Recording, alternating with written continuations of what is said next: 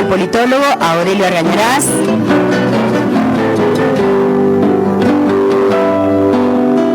Se llamaban tierra adentro, la pampa y la cordillera. Bueno, ahí está la columna del politólogo Aurelio Argañarás, que había titulado Unas elecciones a vida o muerte. Hola Aurelio, buen día, ¿cómo estás? ¿Me escuchás? Te escucho perfectamente, Marínez. Bueno, Sí, bienvenido. Bienvenido. Gracias. Bueno, ¿te parece que comencemos con la columna?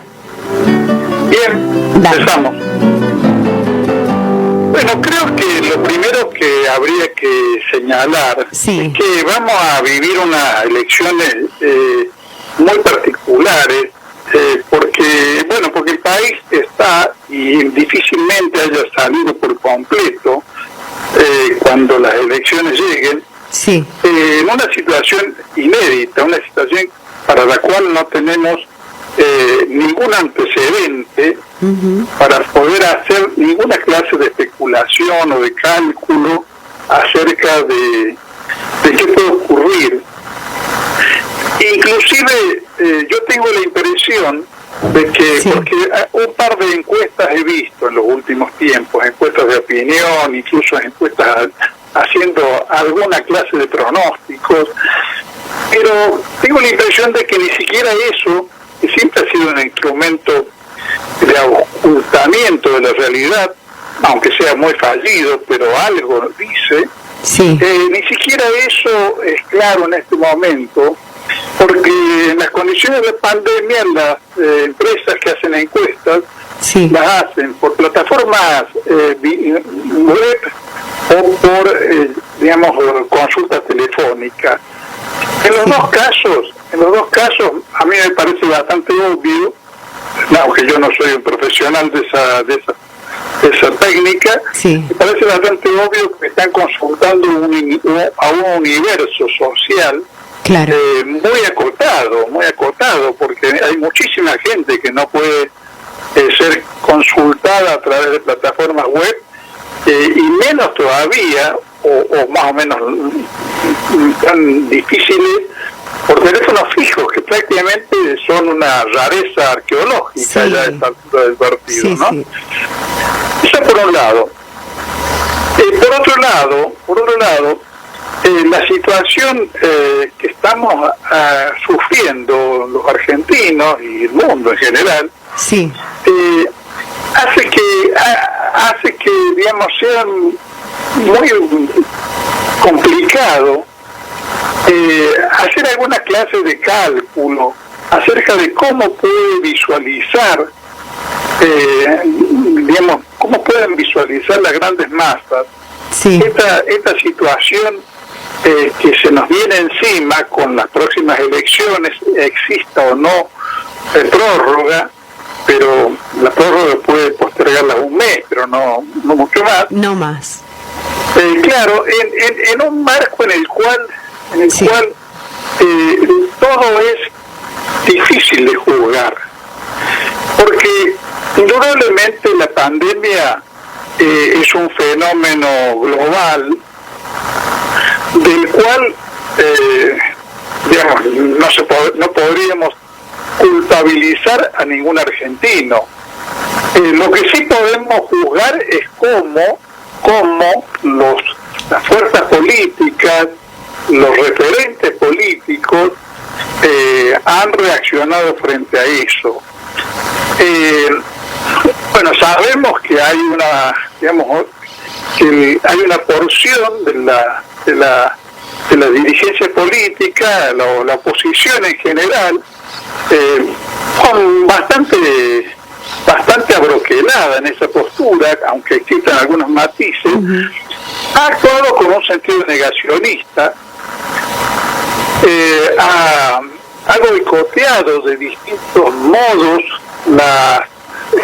algunos espirituales, discursivos, otros ya directamente prácticos, cuando se trata de gente que tiene poder de gobierno. Sí.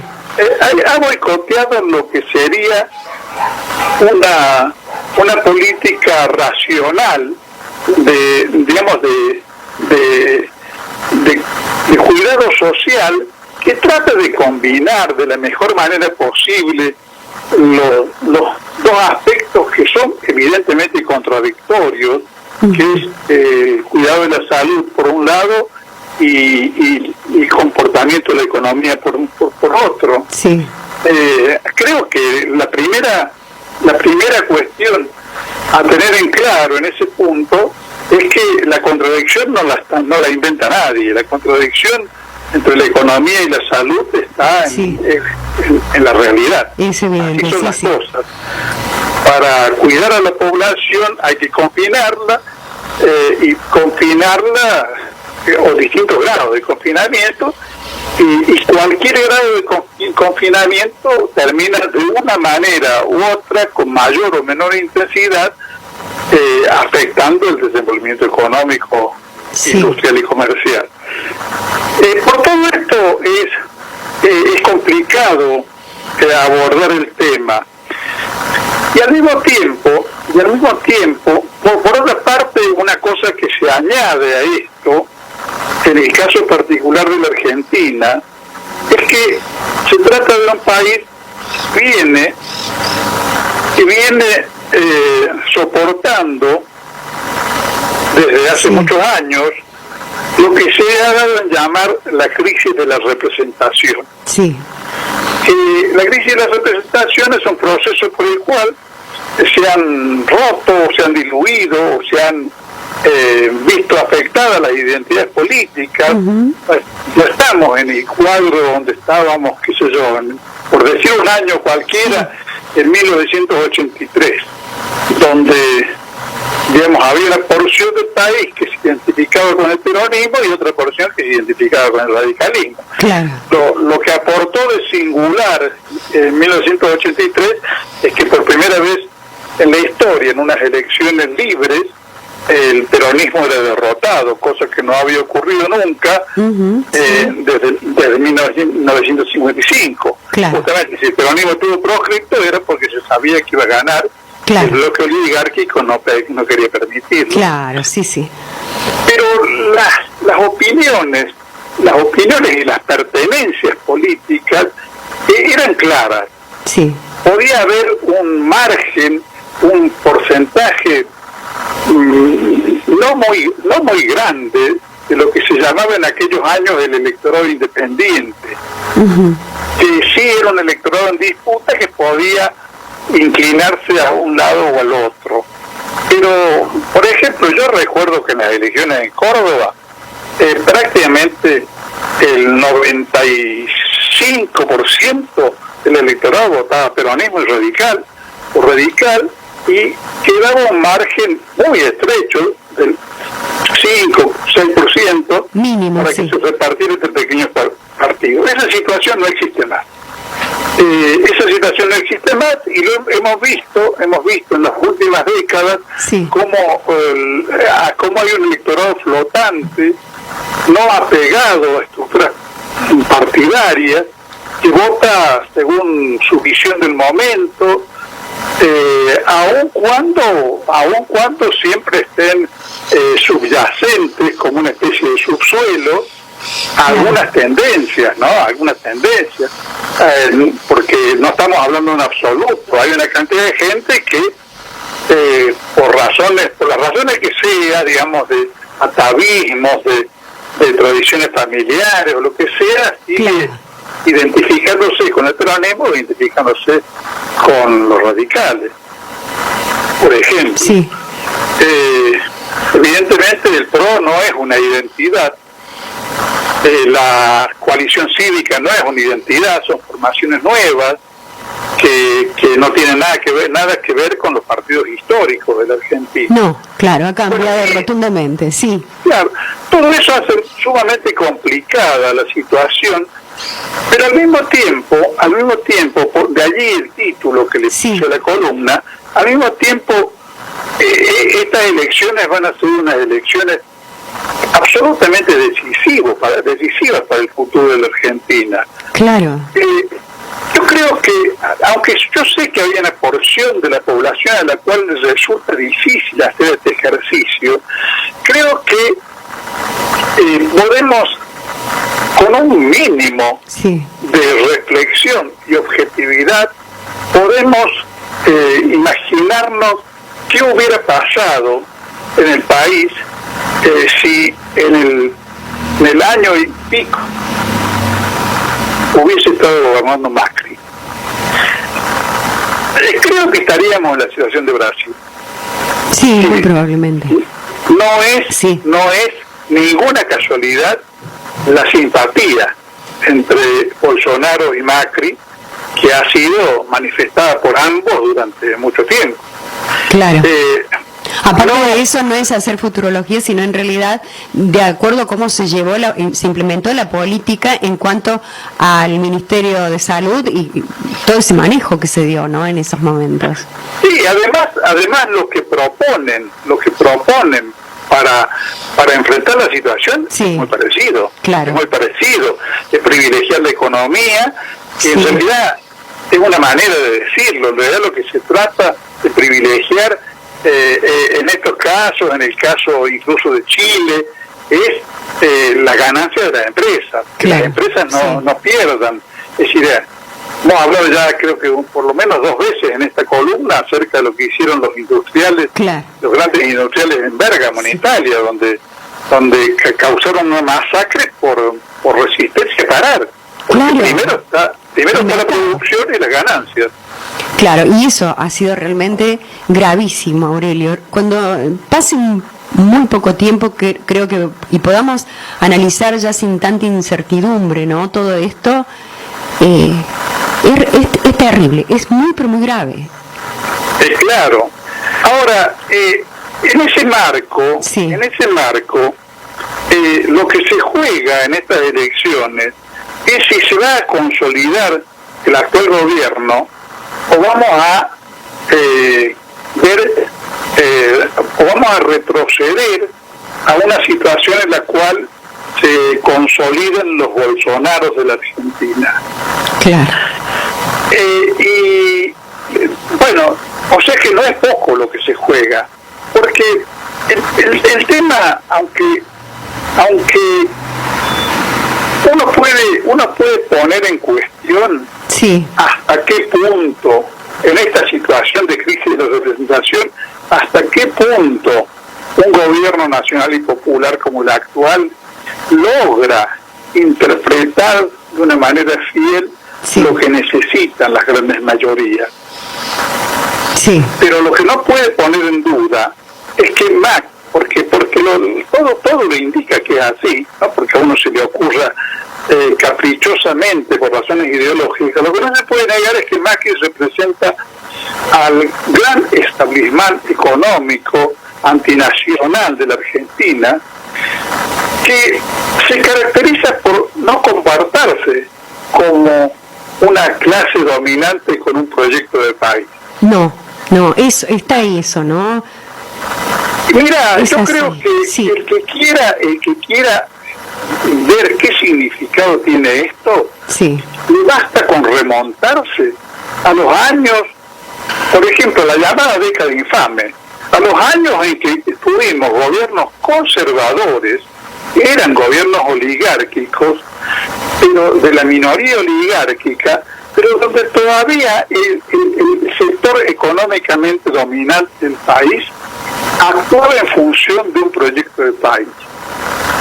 Un proyecto de país en el cual se reservaban para sí los palcos y al resto del país una situación de explotación y pobreza, pero donde se trataba de sostener una sociedad que fuese sustentable, una sociedad que se pudiera reproducir a largo plazo.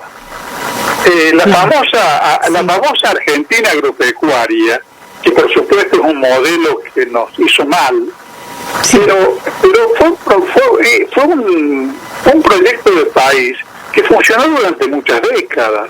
Eso sí, es Prácticamente. innegable, sí, que funcionó indudablemente, fue así. Funcionó, Sí. creó una clase media más o menos pudiente, creó, digamos, permitió que construyeran las ciudades argentinas de la zona pampeana y aún otras, qué sé yo, de las provincias más relegadas, Sí. con hermosos edificios, con una situación donde la gente podía apostar a que sus hijos ascendieran socialmente respecto de lo que habían tenido que vivir los padres. Es decir, una sociedad que se reproducía a sí mismo, con una clase dominante que sostenía ese proyecto. Actualmente, Sí. la élite empresarial, financiera, que sostiene el proyecto del macrismo, Sí. en realidad se comporta no de esa manera, sino como se comporta una banda de salteadores. Claro, ahí está. Sí, sí. Por eso su principal propósito es fugar divisas. Por eso carecen de toda voluntad de reinvertir en el país. Inclusive cuando la levantan con pala, como se dice popularmente, La llevan al exterior. Sí. como ocurrió con algunas empresas durante el ciclo de Macri. Sí. ¿Qué hicieron con las empresas que se dedican a la distribución de energía? ¿Qué hicieron con el 4.000% de aumento que les concedió Macri durante sus 4 años? ¿Levantaron alguna nueva central hidroeléctrica? No hicieron nada, especularon y fugaron divisas. Fugaron, exactamente. Está bueno esto que decís, Aurelio, porque estaba viendo, dónde tienen la fortuna los que pagaron este impuesto, ¿no? Es sí. un buen ejercicio intelectual. Es un buen ejercicio intelectual ver dónde está la fortuna de los que han pagado el impuesto a las grandes fortunas. Ahora, en ese marco, tuvimos en ese marco, y reitero, es el marco de la crisis de la representación. Tuvimos unas PASO en el 2019, donde esa sociedad argentina actual, de este momento histórico, sin identidades partidarias, fluctuante, le dio una victoria categórica al frente de todos, que yo diría que más que una muestra de adhesión firme, fue un acto de defensa propia. Claro. Es decir, la sociedad advirtió, las grandes mayorías advirtieron que la nave conducida por Macri estaba yendo al abismo y que había que pegar un volantazo para cambiar de rumbo, porque si no, lo que se nos iba a venir iba a ser muy catastrófico, porque ya se lo estaba viendo, ya se lo estaba sufriendo. Y entonces, la victoria en las PASO del Frente de Todos fue una victoria aplastante. Pero tan inestable es la situación en la conciencia ciudadana de esta época del país, que en las elecciones de la primera vuelta, que fueron las que definieron las elecciones, todos recordaremos que Macri logró remontar el primer resultado y obtener un 41%. Con lo cual el gobierno que entró con un poder relativamente menguado con respecto a lo que hubiera acontecido si se repetían los resultados de las PASO.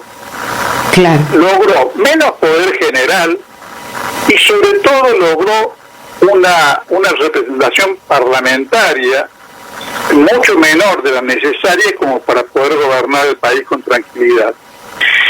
Y durante todo este tiempo hemos visto cómo Cambiemos se dedicaba sistemáticamente a trabar la acción del gobierno, se dedicaba sistemáticamente a atacarlo desde todos los ángulos posibles, sin ningún criterio de tomar en cuenta los intereses colectivos, de una manera obcecada y sectaria. ¿Por qué? Porque en realidad ese establismento salteador a que hacía referencia se ha quedado cebado de los 4 años de Macri, y no se resigna a moderar sus apetitos, porque no se le está pidiendo más que eso.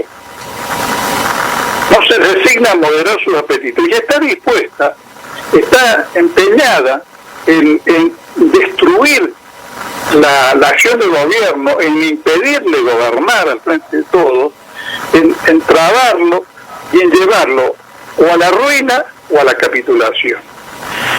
¿Para qué? Y para instalar de nuevo las políticas de Bolsonaro, las políticas de Macri, las políticas que han endeudado de una manera vertiginosa y completamente alejada de toda clase de proyectos de construcción o de inversión, porque la inmensa deuda contraída, y esto creo que lo sabe todo el país, no ha sido destinada en ningún caso a crear condiciones para que la producción y el consumo del país sean acrecentados. En realidad es como si hubiéramos pedido un gigantesco préstamo para ir a tirarlo a la ruleta, al casino. Sí. Es decir, hemos tenido una economía de casino. ¿Dónde está, Aurelio, esto de que más allá de qué posición política toma uno, desde qué lugar ideológico está, que con todas las pruebas que hay, reconocidas inclusive por el Fondo Monetario Internacional, el votante, este 41% dijiste que vota al neoliberalismo, porque podemos ponerle nombre, podemos decirle Macri y todo, pero yo digo de modelos de país, ¿no? Que el neoliberalismo es un modelo de país, de cómo llevar adelante el Estado y todo eso. ¿Dónde está que este votante, este 41%, que no son empresarios, que no son multimillonarios, que no puede comprender esto? Bueno, yo creo que en parte esto deriva de que el país viene de muchas décadas de frustración. Sí. Entonces, la consecuencia de esas décadas de frustraciones, donde uno podría decir que a los argentinos los frustraron todos, los frustró Alfonsín, lo frustró el peronismo de Menem, lo frustró de la Rúa, logró tener una cierta recuperación. Estoy tratando de definir las cuestiones desde el punto de vista de las realidades colectivas, no de los partidismos. Se puede decir que logró algo de tranquilidad, de quietud y de recuperación del ingreso durante la década kirchnerista, pero tampoco se visualizó en esa década que estuviéramos ingresando en un proyecto del país claro y definido. La recuperación de YPF, por ejemplo, que hubiera sido un indicador de que había un cambio de paradigma en el gobierno de la Argentina, se tomó 7 años después de llegar al poder. Se tomó cuando ya era casi un manotazo de ahogado, porque los españoles de la Repsol habían destruido YPF. Claro. Lo mismo sucedió con el tema de aerolíneas. Se decidió recuperarla cuando ya no quedaba un avión, porque se habían robado todos los aviones, otro grupo español. Entonces, no había, en esas medidas que fueron las mejores, bueno, junto con la recuperación de la AFJP, fueron las mejores de los años kirchneristas, no estaban acompañadas del esbozo de un proyecto de país que se estuviera fundando consciente, deliberada y claramente. Además se cometieron errores, se cometieron errores, por ejemplo, al meter en la misma bolsa en el 2008 a los productores agropecuarios que tenían 100 hectáreas con los pools de siembra y la oligarquía que tiene 40 o 50 mil hectáreas. La 125. Claro, cometieron errores en ese sentido, no porque estuvieran mal incrementar las retenciones, sino porque estaba mal tratar de hacerlo de una manera indiscriminada en el sentido de meter en la misma bolsa a los pequeños con los gigantes. Y se cometieron errores también, por ejemplo, con el tema del impuesto a la ganancia de las trabajadoras. Sí, eso costó muy mucho, sí. Eso fue fatal, esa fue una causa directa de haber perdido las elecciones del 2015 y con todo lo que eso significa. Porque haber perdido las elecciones del 2015 es lo que permitió que tuviéramos estos años trágicos de Macri, que va a ser tan difícil remontar. Sus consecuencias. Entonces, creo que sobre ese fondo histórico general, hay que considerar, en esto que vos preguntabas, ¿qué le pasa a este 41%? Hay que considerar la acción de los medios, porque el establishment de la gran élite empresarial, económica y financiera argentina, además cuenta con el poder judicial y cuenta con el poder mediático que le taladra la cabeza todos los días a la gente. Si uno ve, por ejemplo, los informativos, los canales de información, bueno, es terrible. Sí. Es indignante ver cómo distorsionan la información para transformar lo blanco en negro y lo negro en blanco. Claro, son lo que en realidad son medios empresariales y abogan y machacan y hacen todo porque justamente sus grandes intereses están ahí. Son medios de militancia ideológica. Porque son claros, sí. Tienen, porque vos sabés, Marina, que yo nunca he ocultado acá que no soy neutral. Pero siento el deber de ser honesto en el manejo de la información y de los datos. Sí, señor. Los grandes medios no tienen ninguna clase de prurito en ese sentido. Mienten deliberada y conscientemente. Entonces, bueno, explotan todo lo que tienen a mano, para sostener esta situación y lograr volcarla a su favor. Por ejemplo, últimamente es muy manifiesto cómo explotan los resabios históricos del antiperonismo. Sí. Como si no hubieran pasado décadas. No, tal cual, es cierto. Yo no creía que eso ya estaba superado. Claro, entonces creo que esta situación nos obliga a digamos, explicar pacientemente qué es lo que está ocurriendo. Sí. A tratar de que el pueblo argentino vote como se le da la gana, pero comprendiendo con claridad los términos de la situación. Claro. ¿Qué es lo que se está jugando?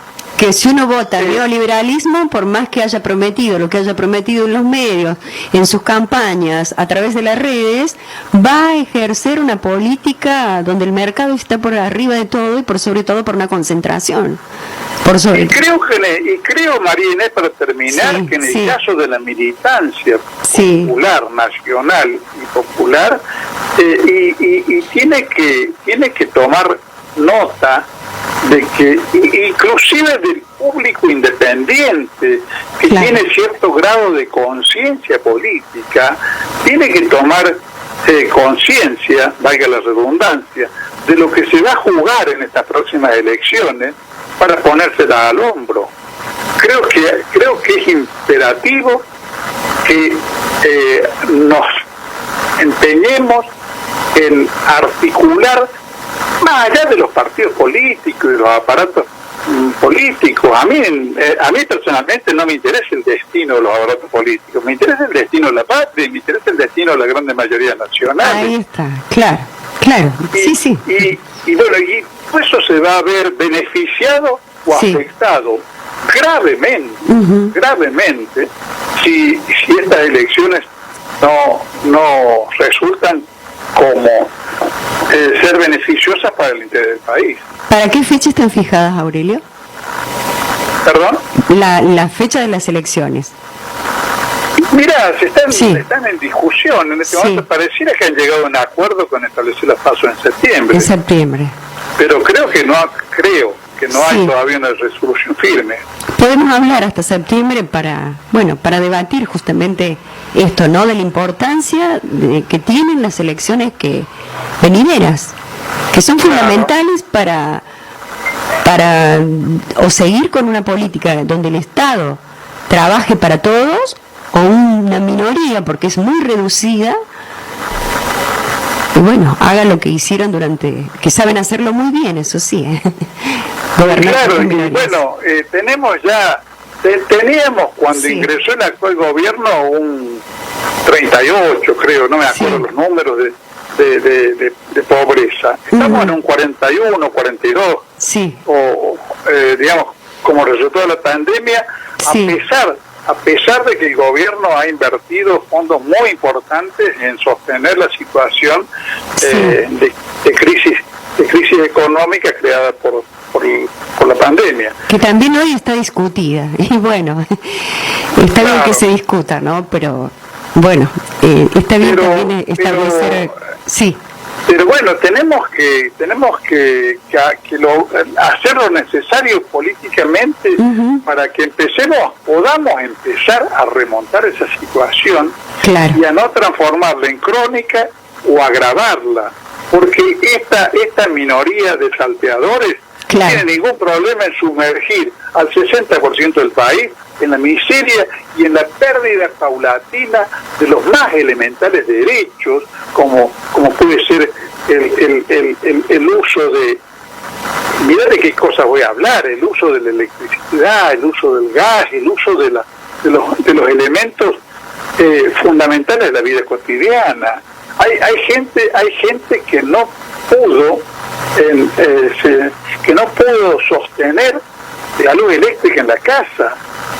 También va a depender de eso, Aurelio, el tema de las elecciones, los votos, los votantes y todo eso, de cómo maneje este tema el gobierno actual. Más allá, Sí, ¿no? por supuesto, Sí. por supuesto. Más por de supuesto. tener que salir ahora de gira un presidente para pedir que nos bajen un poco, que nos saquen la soga del cuello, como quien dice el Fondo Monetario, de una deuda que tendremos que pagar todos y que, bueno, Claro, no pero, se invirtió sí. pero una cosa que no podemos dejar Sí. de comprender, Sí. Marina, Sí. es que digamos, se ha recibido el país en Sí.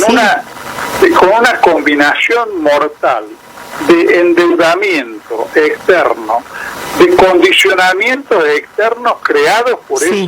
por ese endeudamiento, Sí, que no sí. se puede soslayar a Para menos nada. que se quiera llevar adelante una política revolucionaria, que no es el caso de este gobierno. Tener que salir en plena pandemia a ver cómo se puede hacer para que no nos ahorquen, y bueno, Y bueno. Entonces, esas son las condiciones en las cuales al actual gobierno le ha tocado gobernar, y son las condiciones en que debe ser juzgado, porque Claro. no lo podemos juzgar Ahí está, sí. como si le hubiera tocado gobernar en el mejor de los mundos. claro, como le Ahora tocó no sabemos. como le tocó al anterior gobierno, donde justamente decían que se pudo dar todos los préstamos que se dieron porque era un país desendeudado. Exactamente. Ahí está la- Es un muy buen ejemplo el que has puesto. Bueno, creo que, tendremos que insistir con el tema de distintas maneras. Bueno, nos hemos pasado un poquito de tiempo, unos 23 minutos. Pero bueno, el tema lo amerita. Bueno, Aurelio, muchas gracias, No, por favor. por tu aporte, muchas gracias. Gracias a ustedes. Hasta el sábado. Hasta luego. Bueno, ahí pasaba el politólogo Aurelio Argañarás con su columna de los sábados.